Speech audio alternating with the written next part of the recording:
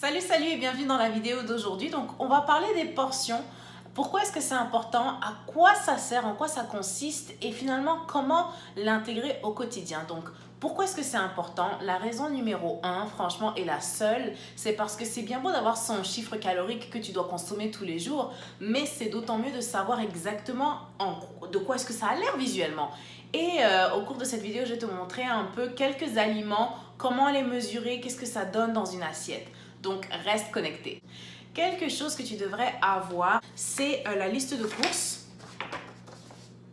qui est ici. Et ce type de nourriture, ce type d'aliment correspond en fait à mes systèmes de mesure. Donc, pour commencer, le système Portion Fix, c'est le nom officiel dans 21 Day Fix. Moi, je l'appelle Portion Fit, F-I-T, parce que, oh my god, c'est le meilleur système que j'ai jamais eu dans ma vie. Et puis, donc, ici, le système de tasses avec ce qui vient avec, tu dois l'acheter séparément, mais ça fait partie du lot. Les cuillères et le système universel, donc on va voir avec la main. Et puis, cuillère à thé, cuillère à café et cuillère à soupe, quoi. D'accord? Ça, c'est vraiment le système D. Et je pense que c'est un aussi bon système, c'est juste qu'il faut connaître en fait les valeurs et les différences avec ce système coloré ici, le système de tasse et le système D. D'accord? C'est comme ça qu'on va l'appeler, le système D. Quand tu as regardé ta fiche avec tes correspondances, donc en protéines, en légumes, en fruits, en carbs, tu dois te dire « Oh, mais c'est vraiment pas beaucoup ». Non, c'est beaucoup parce que quand je dis que tu as droit à 4 portions de carbs, c'est tout au long de la journée. Quand je dis que tu as droit à 5 portions de verre, c'est tout au long de la journée. Donc, tu imagines sur 4 plats, avoir une portion de chaque.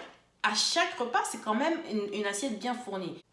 Maintenant que tu as pris ta fiche avec la feuille des légumes, on va voir qu'il y a un type de légumes qu'on ne peut pas mesurer en fait dans des contenants. Donc, ce sont les asperges que tu vois ici. Les asperges, 10 asperges équivalent à une portion de légumes. Donc, j'aimerais que tu marques à côté des asperges le chiffre 10. Comme ça, tu vas te rappeler que si tu manges des asperges, il faut que tu en aies 10 pour que ça fasse une portion de légumes. Sinon, pour un légume, par exemple, comme le concombre, tout ce que tu as à faire, c'est le couper en tranches et le mettre dans ce conteneur jusqu'à ce que le conteneur se ferme, en fait. Si ça dépasse, ça dépasse.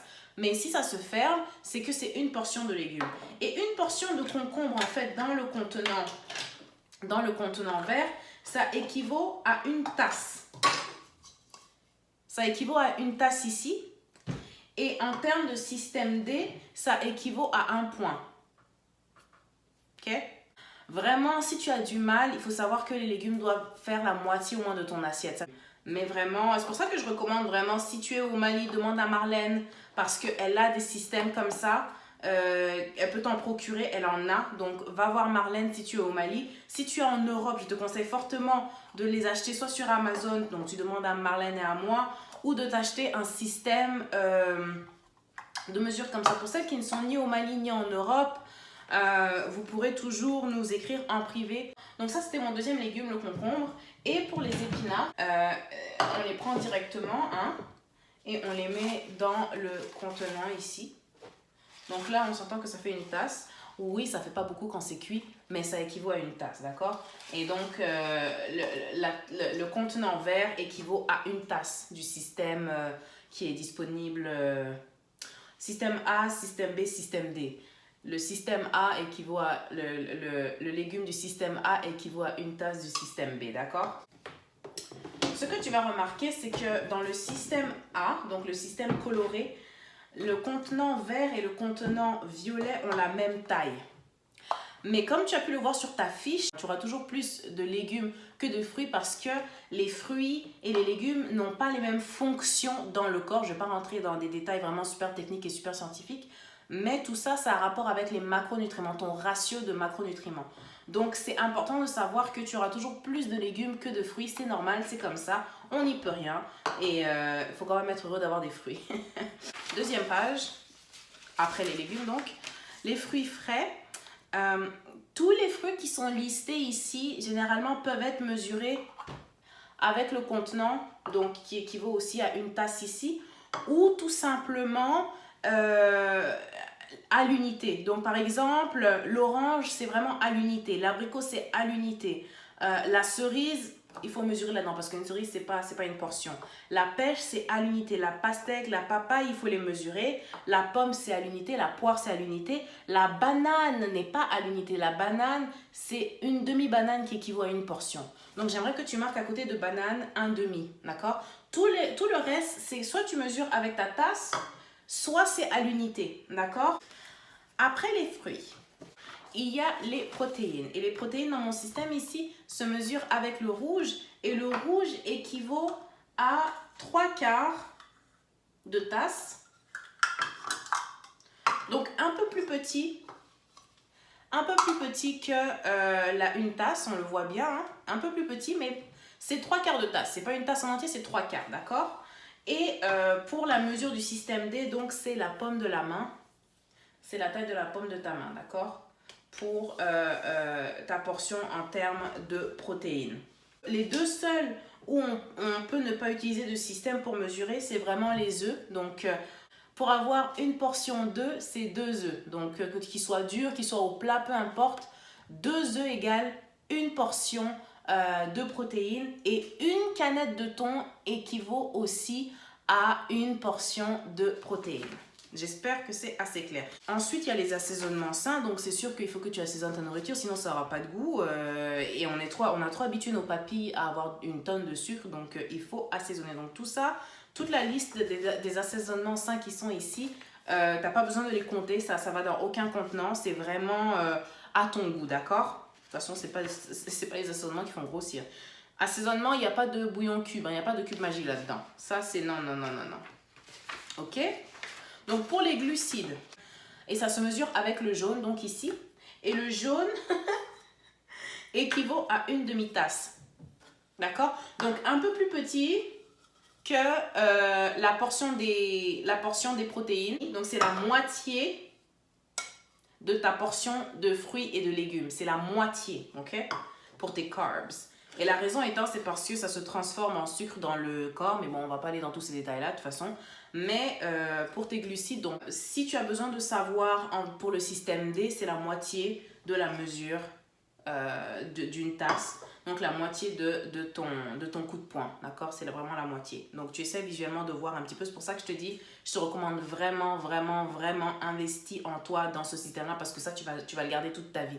Toute ta vie, tu vas garder ce système-là et ça va te sauver. Pour ce qui est de certains aliments qu'on voit ici dans les glucides, il y a écrit qu'il y a certaines portions déjà. L'avoine, 3 tasses, le fonio, 3 tasses par jour, les haricots, 3 tasses.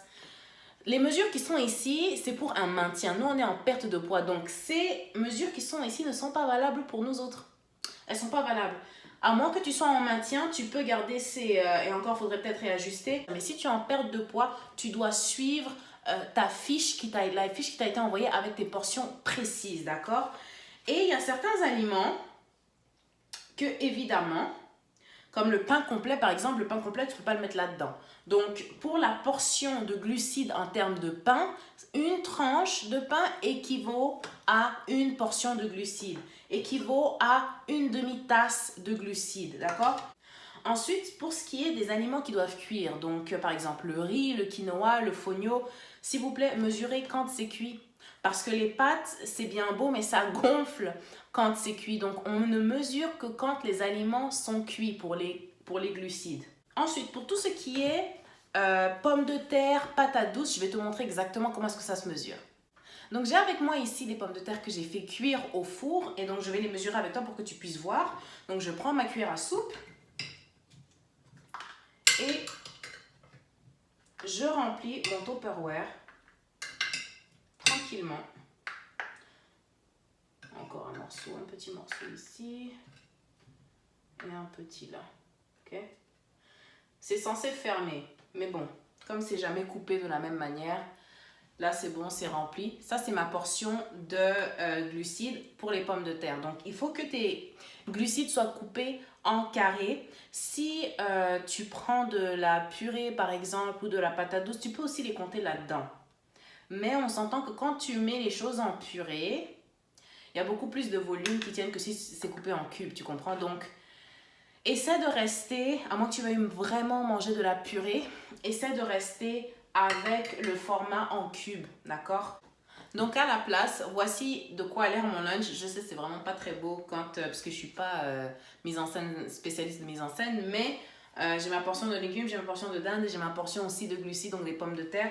Ça fait un bon lunch, surtout que je mange chaque 3 heures, je mange 5 fois par jour et tu vas devoir t'habituer aussi à manger aussi fréquemment, entre 3 et 5 fois par jour, dépendamment de où est-ce que toi tu te situes, dépendamment de toi, ta fiche individuelle. Mais ça, c'est un super bon lunch. C'est vraiment assez pour perdre son poids et pour ne pas avoir faim au cours de la journée.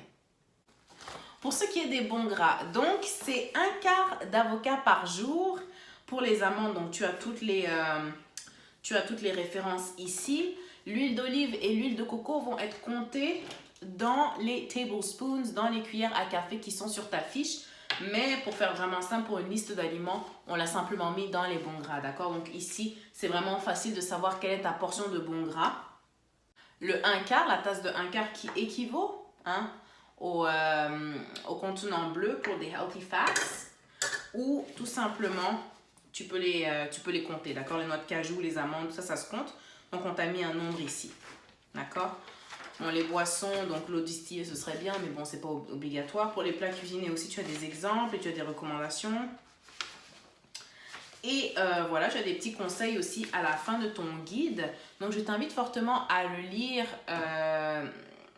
vraiment en profondeur. Si jamais tu as des questions, viens dans le groupe nous poser des questions parce que le thème des portions, c'est vraiment super, super important vu que, comme Marlène l'a si bien dit, c'est 80% la nutrition, 20% l'exercice physique. Le plus difficile, c'est pas de faire ton heure de sport ou ta demi-heure de sport, c'est vraiment le 23 heures qui restent. Comment est-ce que tu vas les gérer avec ta nourriture? Donc, une des autres recommandations, une dernière recommandation que j'ai pour toi, c'est vraiment pour tes glucides.